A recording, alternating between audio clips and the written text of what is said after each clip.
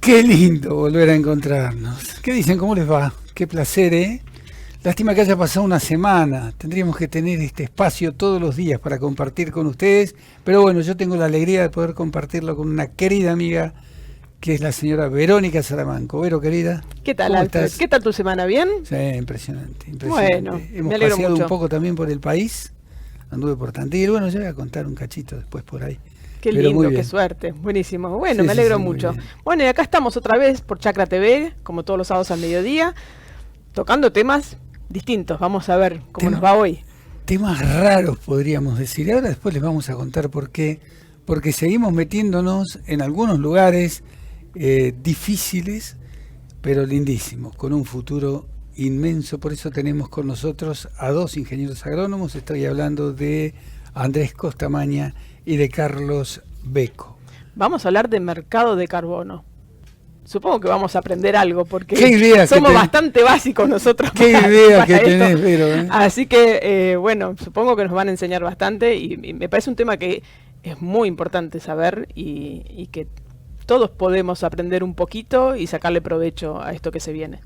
Y bueno, Vero, efectivamente, y vamos a presentarnos a decir que esto es Chakra TV y que esto es del sector campo. Gracias por estar, ¿eh?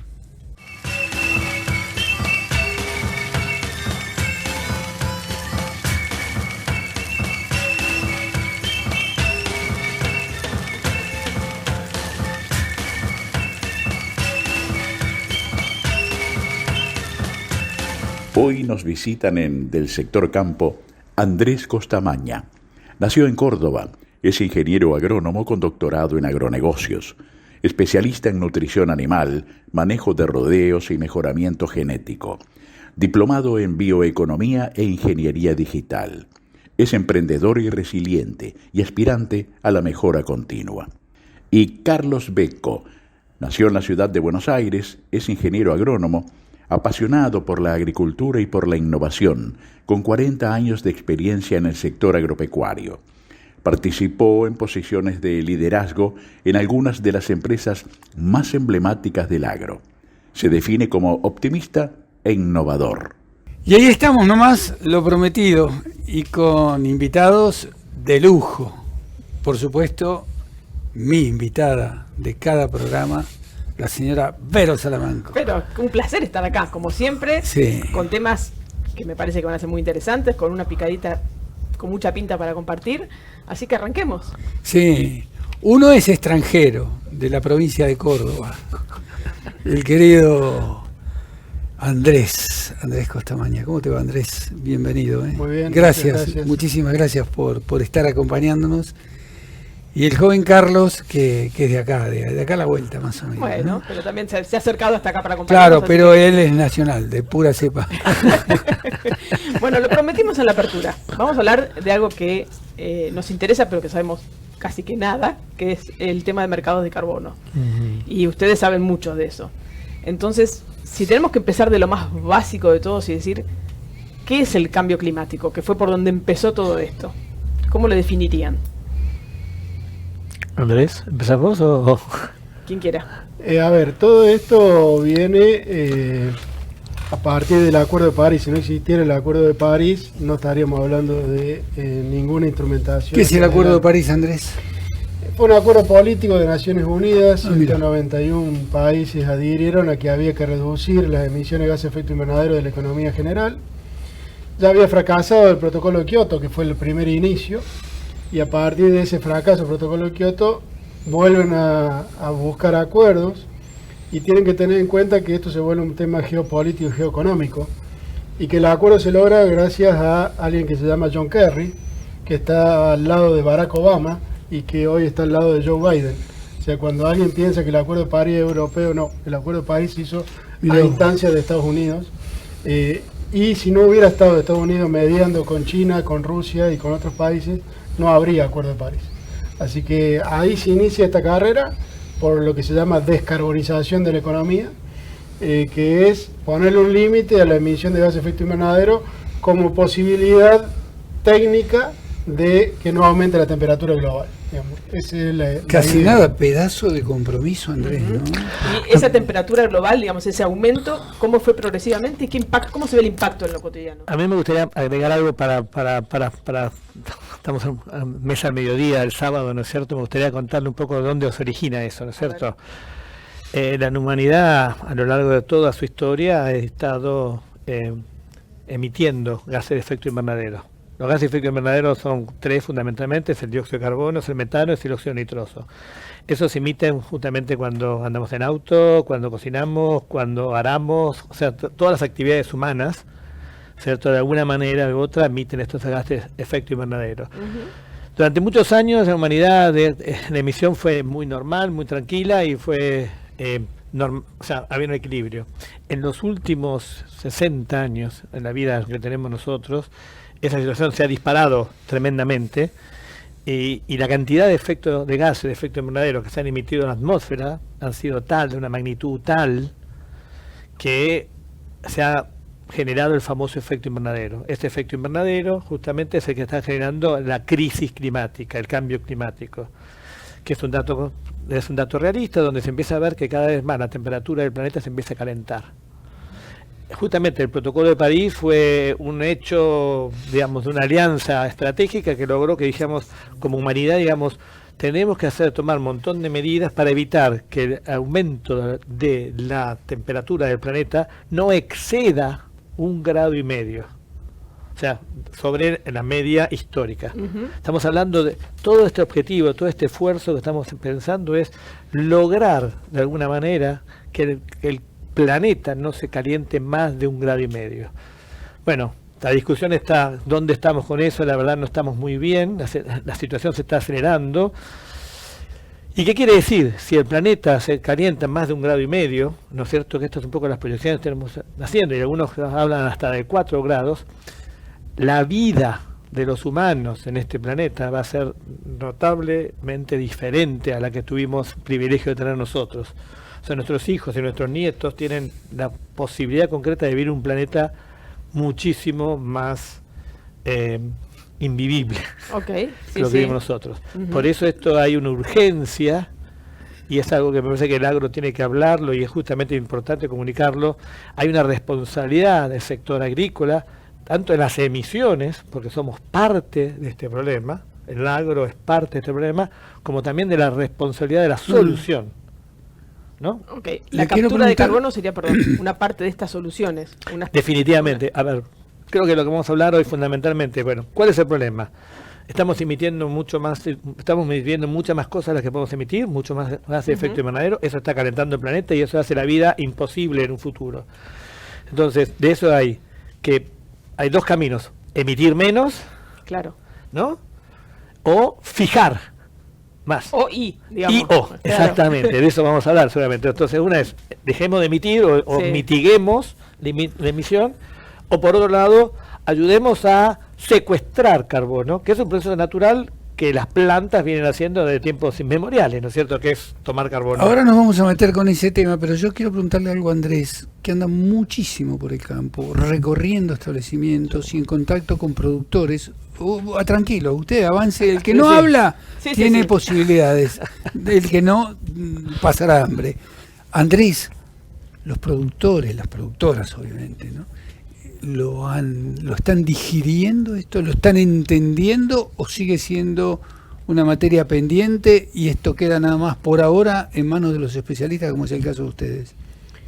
Mira, yo te diría que hay una parte del sector productivo que tiene decisión de avanzar en el tema.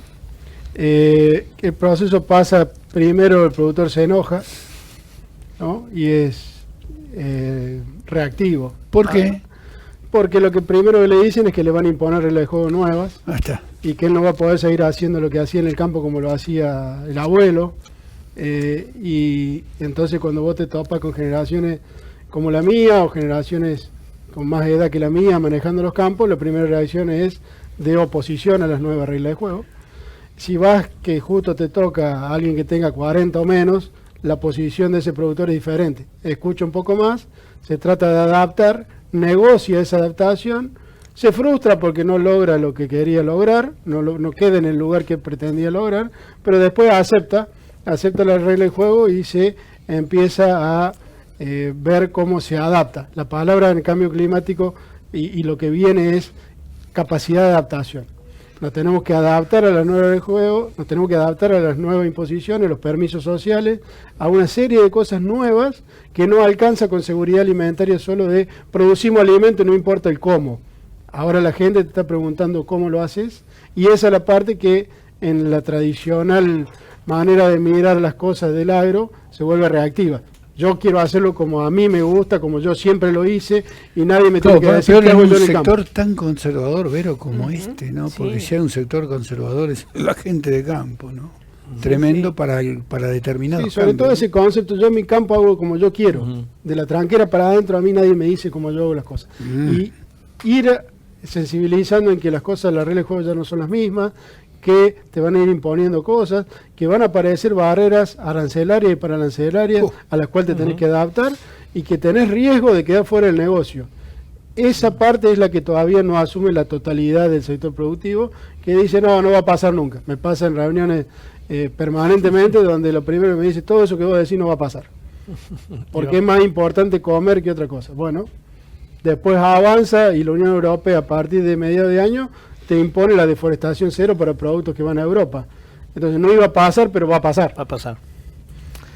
Y todas las producciones se pueden medir, sobre todo, te lo pregunto a vos, agrícola, ganadera, lechera, todo es factible de ser medida la huella que deja. Todo, absolutamente. O sea, esto es uno de los primeros. Perdón, una cosa, antes que nada, porque a veces se nos escapan las cosas más elementales en las preguntas, porque no todo el mundo tiene toda la instrucción y la formación necesaria.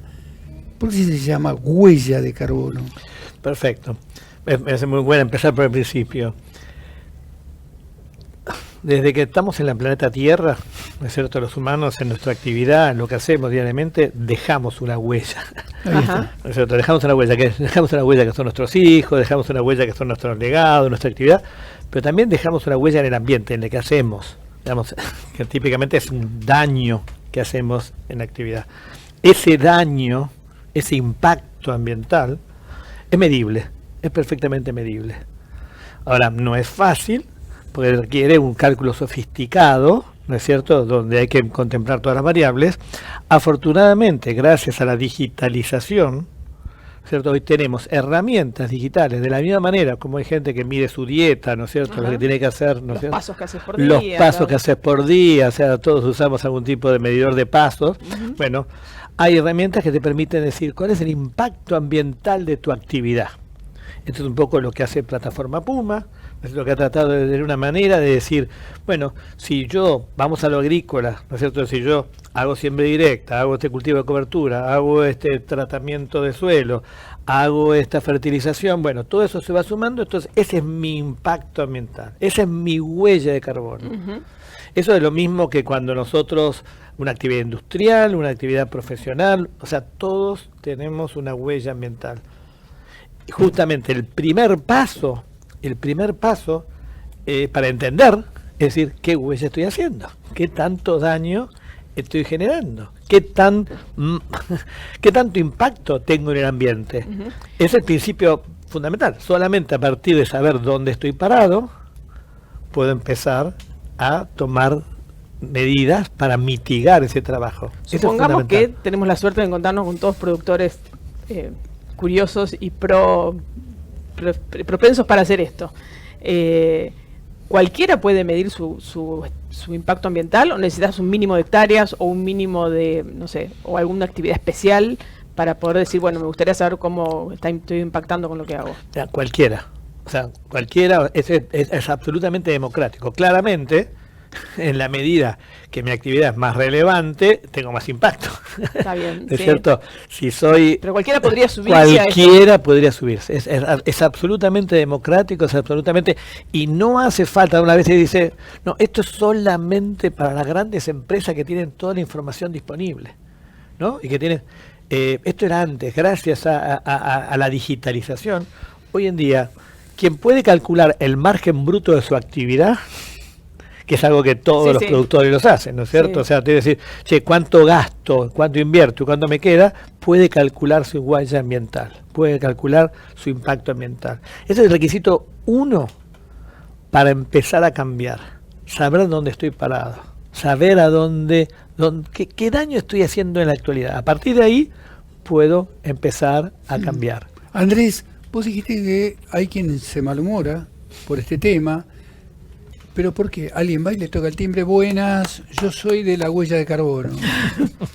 ¿Es así la cosa? ¿O se enteran cuando hay una reunión organizada por a lo mejor una firma determinada? A ver, contanos un poco detalles de entre casa. Te cuento los detalles, pero agrego una cosa más a Carlos, que preguntaba recién Verónica. Son los datos que le da el contador para hacer la liquidación de ganancias. Con eso hacemos el cálculo de las emisiones y las capturas y demás, después las vemos de otra forma. Pero la emisión la calculás con tu actividad económica. Lo que vos le das al contador para que liquide ganancias nos alcanza para medir tus emisiones. O sea que es fácil. Yendo a lo que me pregunta Alfredo, vos tenés amenazas tangibles. Tenés el veganismo, que te está diciendo hay un cambio de dieta y solamente para bajar estas emisiones de gases, una estrategia, y lo dijo la FAO en Nueva York, los sistemas alimentarios son fallidos, o sea, directamente te están atacando a tu manera de producir de manera fuerte, no es poco intensa. Y Europa tiene un rol fundamental en este activismo de cambio de cómo hacer, y fíjate ahora el lío que tenés con los holandeses en Holanda, los agricultores holandeses con la política en Holanda, y tenés algo parecido en Francia, donde van al Green Deal, y el Green Deal impone reducción de uso de fertilizantes, reducción de uso de protectores de cultivo, reducción de uso de un montón de cosas a la actividad productiva. Estaban en el mismo lugar que estaban los productores argentinos, nunca va a pasar, y ahora tienen que salir a la ruta a enfrentar el problema. Se estuvieron esperando diciendo no va a pasar, y ya pasó. En Europa le está pasando cada vez más fuerte. Europa quiere llevar esto a una política global, convenciendo a Estados Unidos y al Reino Unido, que son a los que tiene más o menos convencidos, pero en la reunión que tuvimos hace 20 días con la Unión Europea, ellos están trabajando para convencerlo a China. Y si vos lo convencés a China de que tiene que dar un paso adelante en esto, el comercio mundial va a empezar con las exigencias. Entonces ya no es más un punto de que te exija un gobierno u otro, una legislación u otra, sino que vas a tener que hacer el paso hacia adelante y no quedarte en lo que estás hoy. Ocurrió lo que sucede generalmente. Guarda que viene el lobo, guarda que viene el lobo, vino el lobo. Es más grave que eso muchas veces. Es que a veces la cuestión es decir, viste, uno dice, no van a venir por mí. ¿Se acuerdan de tantas historias? No van a venir, o sea, vienen por o sea, más tarde, más temprano, o sea, esta situación creo que es un mensaje importante de transmitirlo. Vino para quedarse. Vino para quedarse, y esto solamente va a empeorarse, solamente va a ser más exigente. Y no alcanza más el hambre en el mundo como mecanismo de defensa. Es decir, como hay hambre en el mundo, yo produzco alimento, nadie me va a tocar. Eso no sucede más. Coincido 100%. Vamos a hacer una pausa, sí, Chinita, por supuesto. Porque tenemos muchísimas preguntas más. Mientras tanto, los invitamos a, por favor... Andrés y Carlos, este es el momento. Este es el momento. O comen ahora o callan para siempre. Ya venimos. Y efectivamente, después de la pausa, otra vez la compañía de queridos amigos que han tenido la gentileza, la delicadeza. Algunos vienen de lejos, como decíamos. Andrés desde Córdoba, y en cambio Carlos viajó y tuvo la gentileza de venir, pero más cerquita. Exactamente. Bueno, venimos hablando de las mediciones de la huella, de las actividades que uno deja en el ambiente, y para entenderlo un poquito más, y para cuando esa huella es positiva, porque yo resulta que, no sé, en la medición, en el balance general me da positivo, ¿eso lo puedo usar a favor mío, de algún modo? Bien, empiezo yo, Andrés. O sea, en general, o sea, acá hay una manera de decir, realmente casi todas las actividades tienen un impacto negativo. Está o sea, bien. quiere decir, emiten más carbono a la atmósfera. O sea, generalmente la actividad es así. Entonces, claramente lo primero que tengo que hacer es empezar a mitigar, ¿no es cierto? O sea, hacerlo más efectivo, que es un poco lo que estamos haciendo nosotros con el reciclado, por ejemplo, con el reusar, ¿no es cierto? Bueno, hay algunas actividades muy particulares, ¿no es cierto?, y eso es un beneficio casi exclusivo de la agricultura y ganadería en general, que pueden secuestrar la actividad por lo que secuestra, por ejemplo, son los bosques, la actividad Sí. forestal. Eso es claramente Sí. secuestrador, ¿no es cierto? Ahora, dentro del tema, y ahí le voy a pasar la pelota a Andrés, ¿no es cierto?, que seguramente sabe mucho del tema, es justamente, esto es una de las prioridades de la agricultura y la ganadería que puede ser regenerativa. O sea, eso es un mensaje fundamental. El agro no es solamente culpable de emitir, sino puede ser responsable de la captura, Ujú. que es un poco lo que estamos buscando. ¿Cómo? ¿De qué manera? Es una cuestión que necesita de expertos y de ciencia detrás de eso, pero es posible. Eso es el mensaje importante, es posible hacerlo. Bueno, si querés le paso la pelota. Sí, pero en el medio tengo una preguntita. Suponiendo que yo tengo un establecimiento donde no puedo tocar la parte de bosques o la parte arbolada, que sucede también en Córdoba, que tenés Sí. mucha parte donde no podés tocar y tenés que respetar la vegetación que hay en Sí. el lugar. ¿Eso te puede funcionar como captura de carbono y por lo tanto hacerte un balance con tu actividad?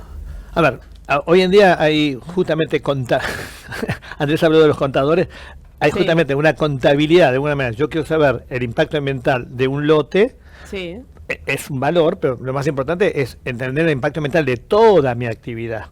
Entonces, si yo tengo un bosque que fija, ¿no es cierto? Ujú. Tengo una posibilidad de tener, eso es lo que se llama el balance, Claro. ¿no es cierto?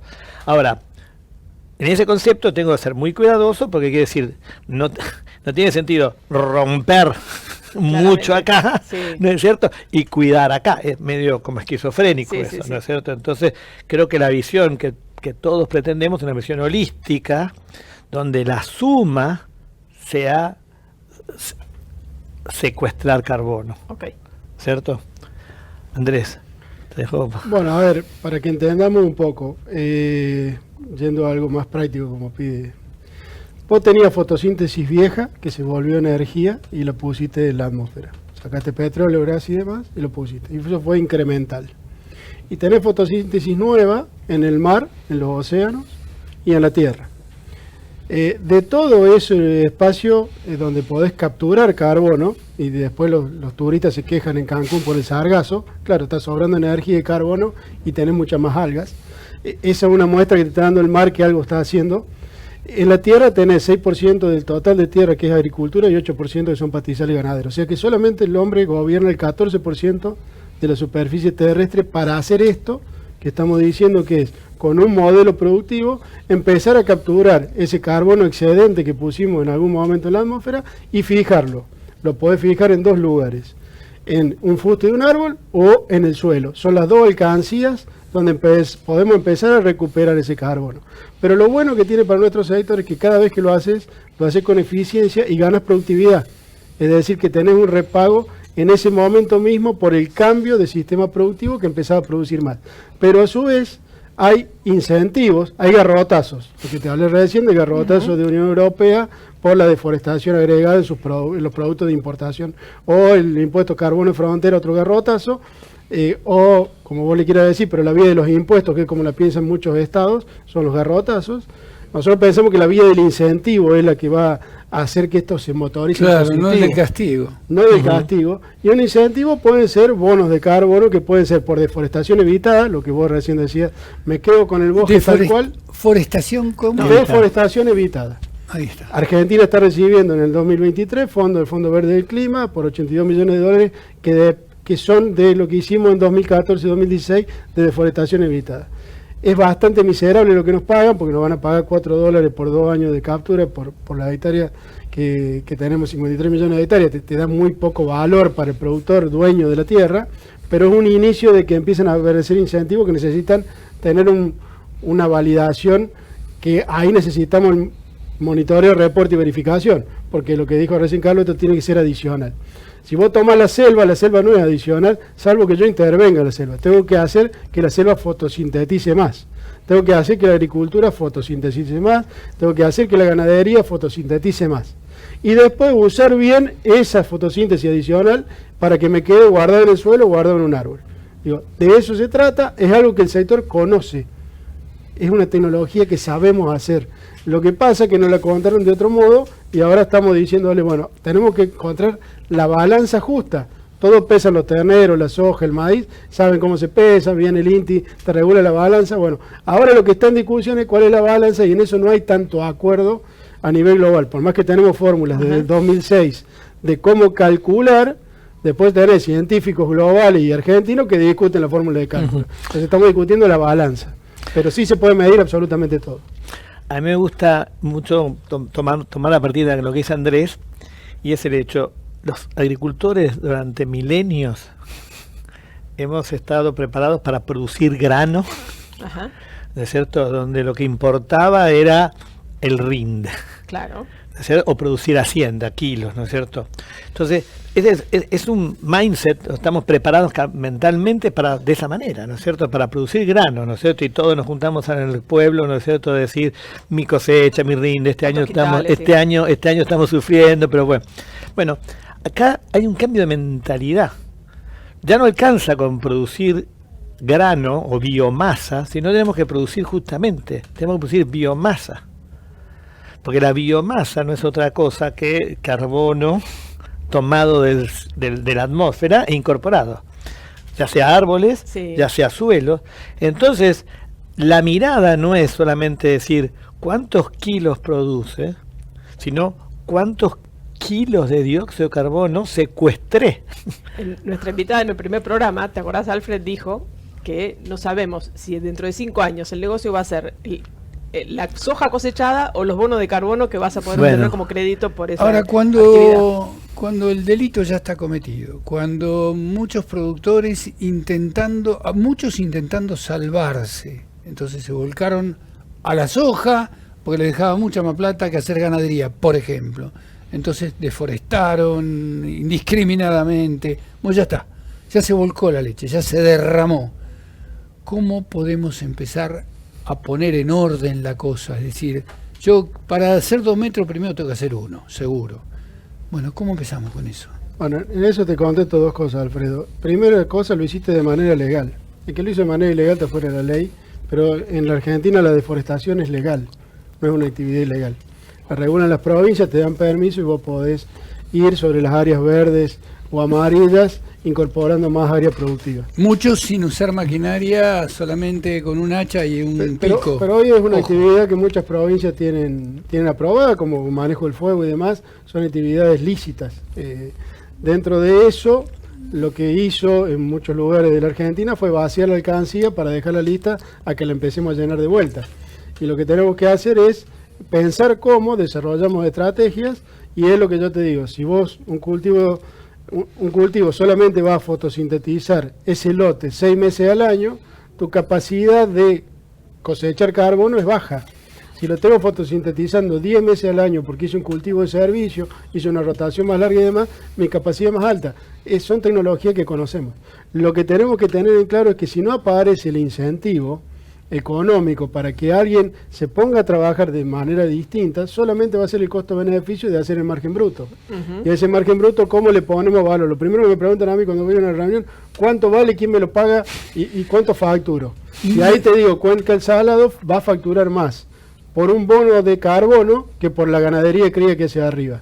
Y esos son los paradigmas nuevos que tenemos que instalar a la gente, pero se tienen que empezar a invertir en medir. Si no se mide, que es una inversión, hay que poner plata en un valor que no sabe si lo va a capturar, ahí es donde venimos con la restricción. Pero te robo un segundito más, diga nomás. porque no quiero salir del tema. A ver, en la Argentina somos especialistas en que el Estado me promete, no, vos vas a hacer tal cosa y ahí lo vas a tener. Por ejemplo, alguna vez las compensaciones en los feedlots, ponele. Y todavía están esperando la compensación en los feedlots. Sí. ¿No va a pasar lo mismo con estas cosas? Si queda en el ámbito de lo privado y lo resolvemos entre los privados, tenemos una posibilidad importante y Argentina puede ser un lugar que brinde servicio ecosistémico para el planeta. Sí. Si se mete lo público como se ha metido en la provincia de Jujuy o en la provincia de Misiones, donde Jujuy directamente el gobernador dice que los bonos de carbono son de dominio público, yendo contra el 124 de la Constitución Nacional, que lo usa a favor para sacar la ley. En Jujuy no va a haber nadie que haga bono de carbono, porque si vos tenés que pedir permiso para capturar carbono al gobernador de Jujuy, seguramente no va a suceder nada, y esto lo hizo Morales. Entonces, tengan en cuenta que hay una ambición desde que el presidente de la Nación fue a la COP26 y dijo que quería cambiar derecho especial de giro al FMI por deuda climática. Nuestro ministro actual dice, somos acreedores ambientales y deudores formales. Hay una ambición desde el lado público de capturar esto y están trabajando para eso. Por eso desde lo privado tenemos que acelerar la agenda para que esto no suceda. Vos estás liderando el proyecto de Brasfor Carbono Cero. Así que nos metemos un poquitito en la ganadería porque Uruguay el año pasado exportó a Suiza su primer embarque de carne de carbono neutro. Obviamente lo han pagado. Carbono neutro, Carbono carbono sí, neutro. sí. O sea, obviamente con un buen precio. Y quería saber si lo que están haciendo con Brasfor es, digamos, cómo es ese camino que estás haciendo con los productores Brasfor y si es extensivo a toda la ganadería. ¿Por qué de carbono neutro? La idea es que entre las emisiones y las capturas vos des cero. Entonces tu aporte a la economía general del carbono no estás adicionando más carbono a la atmósfera, sino que está haciendo cero. no está haciendo daño. Porque Vero sabe mucho más que yo en este tema. Ella es una especialista. Pero tuve la suerte de poder hacer una nota al Por eso respecto, yo... entonces la información. Bueno, dentro de lo que son políticas públicas, los países van asumiendo compromisos. Un compromiso de la carbono neutralidad, carbono cero, algunos países el 2050, otros el 2060, otros el 2070, la India 2070, China 2060, lo que más emiten la patean más lejos, y lo que menos emitimos como Argentina la tiramos más cerca, hacemos 2050. O sea que ya hay un compromiso dentro de las metas, vos tuviste que ponerte compromisos de reducción y revisión al 2030 y de carbono cero al 2050. Con lo cual toda la actividad económica de un país tiene que empezar a ver cómo emite menos, mitigación decía Carlos, ¿sí? La agricultura también, tenés que manejar mejor los fertilizantes, tenés que hacer mejor las cosas para emitir menos, pero también la agricultura, ganadería y bosques pueden capturar, entonces van a tener, y lo que les sobre podía compensarlo al acero de una empresa siderúrgica o al aluminio de una empresa que es aluminio, y de ahí van a venir las compensaciones, se termina llamando bono de carbono esa compensación. ¿Cuánto le vendo yo a una industria este valor que capturé acá? Eso es los incentivos. Cuando yo hablaba de incentivos es que la economía en algún momento, la energía eléctrica, vos podés ir al auto eléctrico, pero ¿cómo produjiste esa energía eléctrica? En base fósil, listo, es lo mismo. Y claro. Bueno, volviendo a lo de Brasfor y a la ganadería, ¿cuál es el impacto que tiene la ganadería en nuestro país y cómo se va llevando eso a hacer esto de, digamos, que no sea tan fuerte la huella o al cero? Primero tenés que entender que yo te dije al principio que es geoeconomía y geopolítica, y la captura de carbono del suelo no había sido reconocida hasta el año pasado como un lugar de sumidero de carbono, porque los intereses políticos y económicos hacían que, más o menos, no sé cómo medirlo, vas dilatando. Se reconoció eso, con lo cual iniciaron un camino de mejora en manejo de pastizales con vacas y árboles ideal. Es un lugar donde tenés mucho valor para ganar. Brasfor, dentro del Foro Argentino de Genética, venimos desarrollando esta temática y poniendo la posición desde el 2019 para acá, pero Brasfor quiere liderar la agenda, entonces tiene su programa propio, donde ya medimos a 17 productores, casi 350.000 hectáreas en Argentina, donde ya tenemos un diagnóstico de que hay mucho para ganar, y ahora empezamos la segunda etapa, cómo lo ponemos en valor para que esto sea certificable, ¿sí? Para que aparezca esa certificación que valide con tercera parte que lo estamos haciendo bien. Bueno, en esa transición va a ser la transición 2023. Después hay quien pague más por esos productos, aparentemente sí. ¿Son muy pagadores altos? No. En esto todavía nadie quiere pagar mucho, ¿sí? Entonces ahí es donde te encuentras con que el retorno a la inversión es medio reducido todavía. Qué pena, porque eso podría llegar a ser un gran disparador, ¿no? Claro, pero cuando vos analizás, Alfredo, de la pandemia para acá, el crecimiento del precio ha sido casi 400%. Sigue siendo bajo para lo que queremos, pero subió. Y la tendencia es que va a seguir subiendo porque no hay muchos lugares para. Y en el caso de la agricultura, ganadería y bosque, son lugares muy mirados.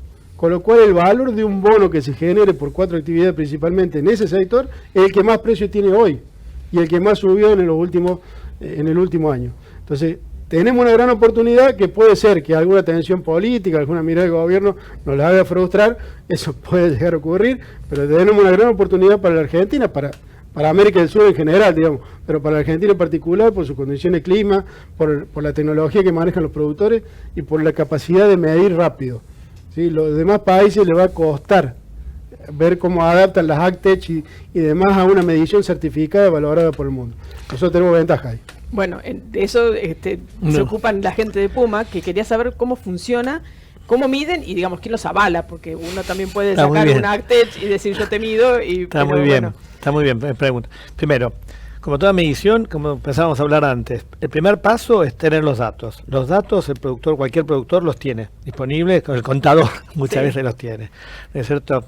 Ese cálculo antes, si no, era algoritmos, cálculos complejos. Hoy en día todos esos datos se cargan en una plataforma digital, en un celular, ¿no es cierto? Y eso, la ventaja que tiene, que los resultados son inmediatos. Son inmediatos y son muy fáciles de leer. Segundo punto es quién avala esto. Entonces, justamente, como estuvimos hablando, hay distintos mecanismos, distintos protocolos. Bueno, la calculadora puede ajustar los protocolos y hay una empresa que los certifica.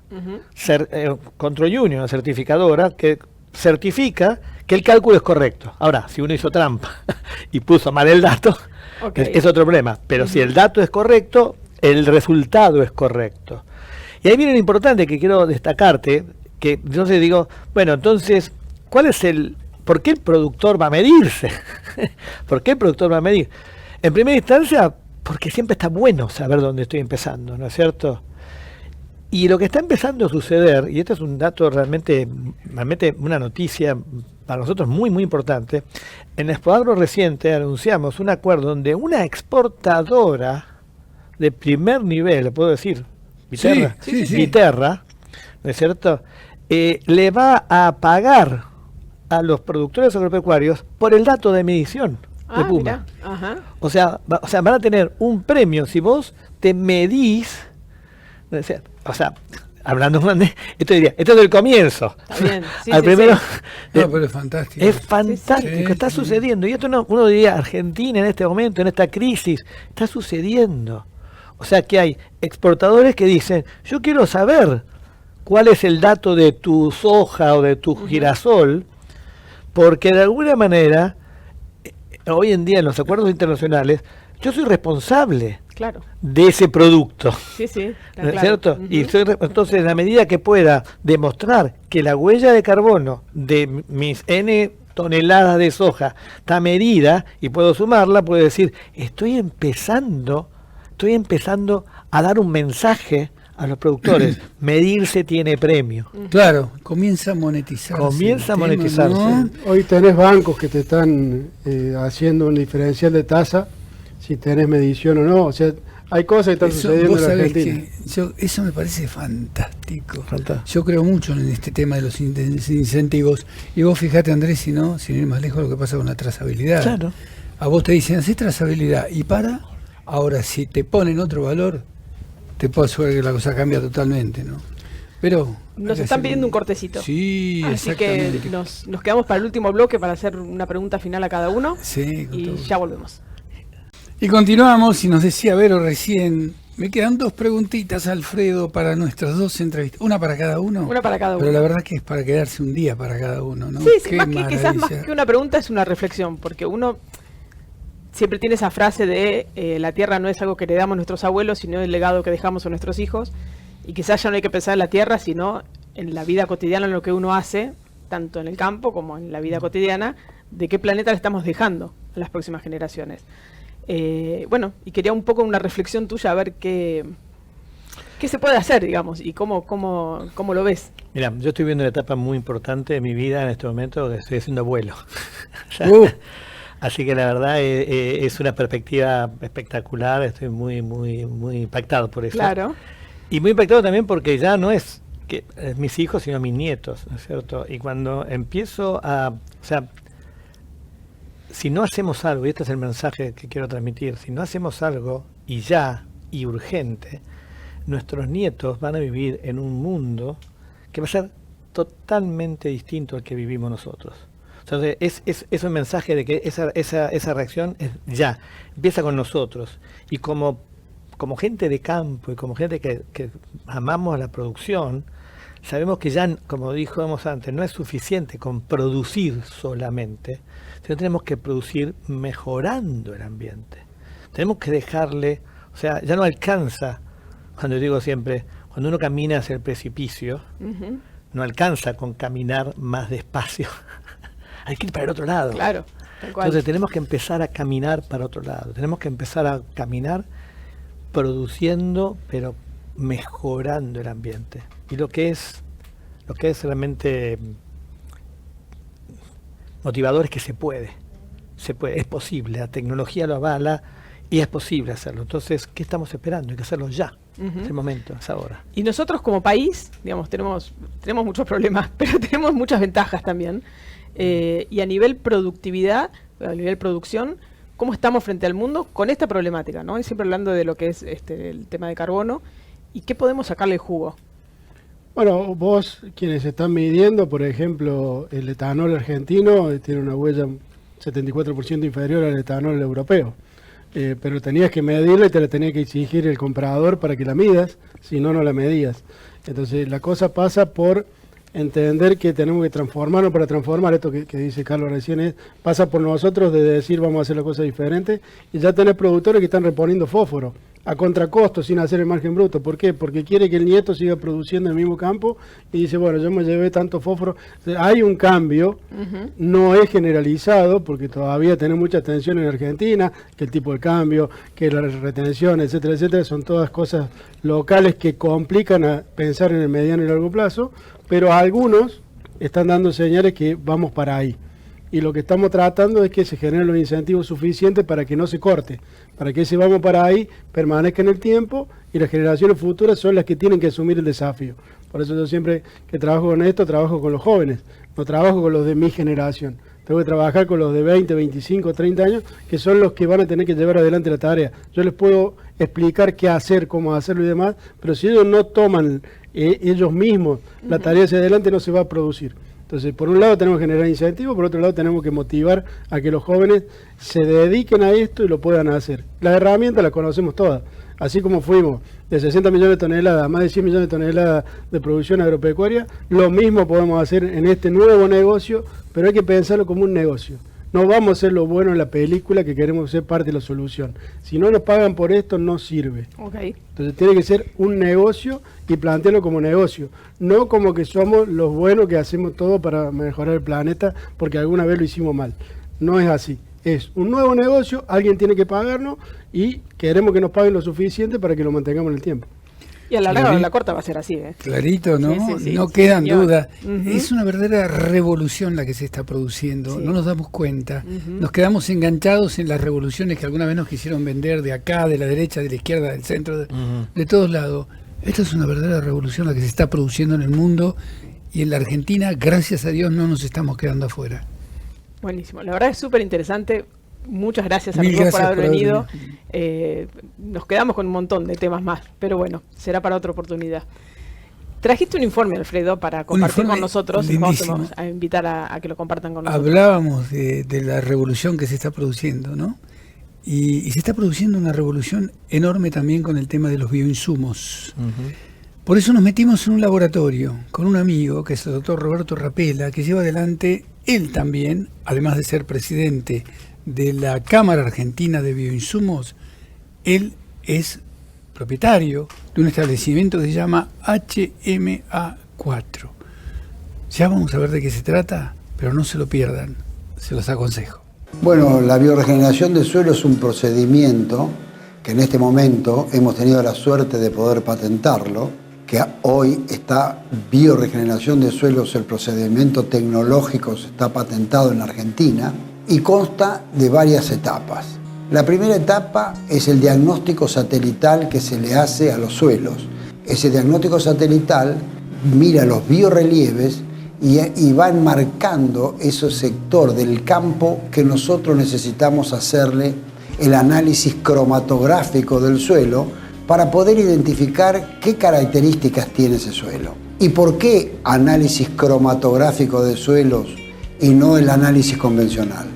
Porque la cromatografía plana de suelos nos va a servir para evaluar la materia orgánica y la actividad orgánica que tiene ese suelo. Por esa razón, que acá te muestro, te doy un ejemplo, acá tenemos dos suelos diferentes, donde se ve la cromatografía plana, donde se ve que acá hay un suelo que tiene muy poca actividad orgánica y acá hay un suelo que tiene muchísima actividad orgánica. Por lo tanto, vamos viendo las características que tiene este suelo para poder evaluar después, porque una vez que tenemos estos análisis cromatográficos, le ponemos los productos biológicos que nosotros producimos, HMA4, para poder interpretar cuál es la actividad biológica que queremos que tenga ese suelo a futuro. Una vez que hicimos esto, que le pusimos los productos biológicos, hacemos el seguimiento del cultivo. Ese seguimiento también va a ser satelital, pero también va a ser manual, porque vamos a hacerle los grados BRIC que tiene esa hoja que está apareciendo, que eso es para ver qué cantidad de glucosa tiene esa planta, para evaluar de esa manera el pH también y evaluar que esté en estrés biótico, abiótico o esté normal. De acuerdo si está en estrés biótico o abiótico, le agregamos aminoácidos libres de origen vegetal para mejorar ese estrés biótico o abiótico que tiene. Una vez que hicimos ese seguimiento, después con el satélite seguimos el índice verde de ese cultivo y también vamos a ponerle unos sensores que hemos desarrollado. Esos sensores tienen la imagen que va a la nube, son sensores que tienen el SIC, el intercambio catiónico, tienen el pH, temperatura del suelo, tienen además CO2 y NO2, porque hemos evaluado que cuando nosotros le ponemos productos biológicos como los bioregeneradores del suelo, se retiene muchísimo CO2 por la actividad orgánica que tiene y por la materia orgánica que se incorpora en ese suelo, que es una especie de abono que se forma dado a los microorganismos que le estamos incorporando, que tienen una altísima actividad biológica. Esos microorganismos que le estamos incorporando tienen otros efectos, como son desfosforiladores, liberan sustancias orgánicas que están adheridos a sales, que son celulolíticos, lignolíticos, hay levaduras, hay estimulantes de crecimiento vegetal, y de esa manera tenemos un cultivo sano, un suelo que se está regenerando, bioregenerando, y que va a ser sustentable, sostenible, va a durar muchísimos años y nuestros nietos aún van a poder cultivar en esos suelos, porque cada vez van a necesitar menos aporte de estos productos biológicos, porque le estamos incluyendo un metagenoma, que son los microorganismos del suelo, que son aquellos encargados de mejorar fundamentalmente la producción de las plantas. En el suelo tenemos sustancias orgánicas, sustancias inorgánicas, tenemos microorganismos, tenemos además sales, muchas sales, y tenemos oligoelementos.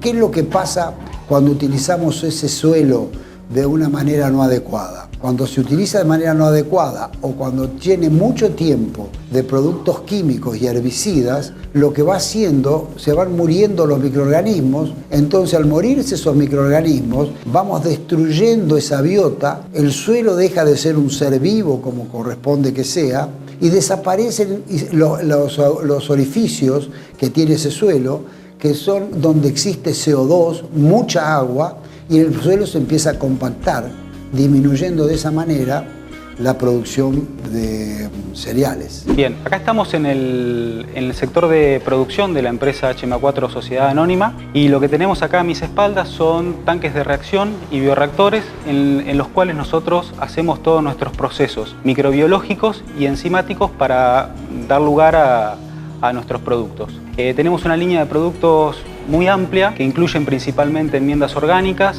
y microorganismos puros. Entonces lo que nosotros hacemos acá es, en los bioreactores producimos los microorganismos puros, y en los tanques de reacción hacemos todas las reacciones enzimáticas y microbiológicas que derivan tanto en nuestros productos en base a aminoácidos como en nuestros productos en base a consorcios microbianos. El destino que tienen principalmente estos productos, actualmente estamos enfocados en el mercado de la vitivinicultura en Mendoza. También estamos con mucha presencia en todos los que son los cinturones hortícolas, tanto en Entre Ríos como en la región de La Plata, y estamos trabajando con tabacaleras en el norte de nuestro país, con empresas que están en el sur de nuestro país, que producen frutas y verduras. Entonces tenemos una presencia, yo diría, a lo largo y ancho del país en un nivel muy variado de cultivos, tanto intensivos como extensivos. Bueno, nuestro proceso productivo comienza en el laboratorio, que después vamos a ver un poquito cómo está conformado. Entonces nosotros tenemos cultivos que los cultivamos a escala de laboratorio y empieza todo el proceso de escalado para recién producirlos en los bioreactores y en los reactores, ¿no es cierto? Entonces tenemos un cultivo que no pasa de algunos mililitros, o sea, un volumen extremadamente pequeño, y empezamos a escalar a volúmenes más grandes, a 20 litros, para llegar a volúmenes de 300 y hasta 3.000 litros. Nuestros productos, principalmente las enmiendas orgánicas, están hechas a bases de residuos agroindustriales y distintos tipos de harinas. Entonces lo que nosotros hacemos es extraer y hidrolizar todos los compuestos que están presentes en esos residuos y en legumbres, por ejemplo, o en ese tipo de productos, y extraemos los compuestos que a nosotros nos resultan de interés para después formular las enmiendas orgánicas. Nosotros trabajamos, todos nuestros productos están certificados para agricultura orgánica, por lo tanto esa certificación la brinda SENASA y nosotros cumplimos con todos los requisitos para que certifique orgánico. Inclusive todo lo que es nuestro sistema de producción está bajo certificación de carbón neutral. Entonces nosotros somos una empresa carbón neutral. Esto quiere decir que absolutamente todas las emisiones que nosotros generamos están compensadas. Bueno, este es el laboratorio donde principalmente se hacen actividades de control de calidad de nuestros productos, porque absolutamente todos los productos que nosotros producimos tienen una serie de controles de calidad, ya sea de recuento de microorganismos para aquellos productos que contengan microorganismos o distintos tipos de análisis físico-químicos que se le hacen a las enmiendas orgánicas, por ejemplo. Y después esto también nos sirve para validar las tecnologías que nosotros desarrollamos en conjunto con distintas universidades o centros de investigación. Por ejemplo, ahora estamos trabajando en conjunto con gente de la Universidad de Río Cuarto, con gente de la Universidad Nacional de La Plata en el Centro de Investigación y Desarrollo en Fermentaciones Industriales, más precisamente en el sector de nanotecnología. Entonces, juntos con ellos vamos delineando las estrategias de investigación y desarrollo. Nosotros tratamos de que ellos hagan toda la parte de desarrollo netamente, y acá venimos y tratamos de hacer todo lo que sería transferencia para después poder llevarlo hacia el sector de producción. Impresionante, ¿no? Me hubiera gustado charlar con mi amigo Roberto unas cuantas horas más, porque es extraordinario realmente lo que sabe y temas que van llegando. No es que ya están instalados, van llegando, Vero, ¿no? Sí, la verdad que sí. Y qué programa que tuvimos hoy, ¿eh? Lindo. Sí, muy lindo, realmente. Abrimos una puertita chiquita y nos metimos en un universo que da para un montón. Para mí en un berenjenal nos metimos, pero extraordinario como lo explicaron, tan sencillo, ¿no? Sí, la verdad que sí. Bueno, nos veremos la semana que viene. Si Dios quiere, nos encontramos dentro de 7 días y a esta misma hora, siempre por Chacra TV, obviamente, del sector campo.